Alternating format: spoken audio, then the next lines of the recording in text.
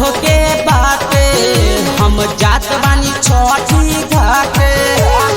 गले सब भागल भीड़ बटे लागल बाजत होए बाजा बाजा। गौरिया ले ले चली राजा गौरिया ले ले चली राजा गौरिया ले ले चली राजा।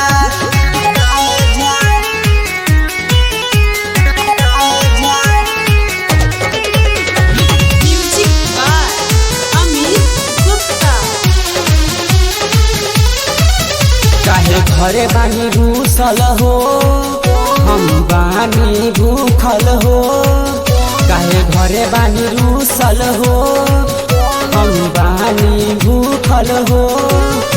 या हमसे बताव कारण हो हम परसों करब पारण हो। बड़ी खुश भैनी सुपवा सजवनी लेके फलवा ताजा ताजा। गौरिया ले ले चली राजा गौरिया ले ले चली राजा गौरिया ले ले चली राजा।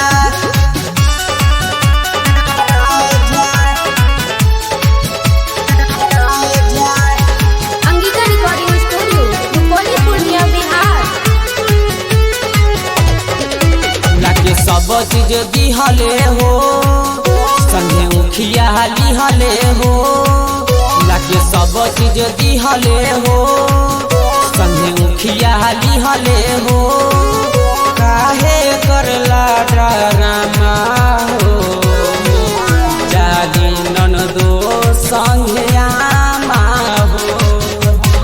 बड़ी शर्माला काहे नहीं जाला सन्नी संगे आजा आजा। गौरिया ले ले चली राजा गौरिया ले ले चली राजा गौरिया ले ले चली राजा। SRS Entertainment present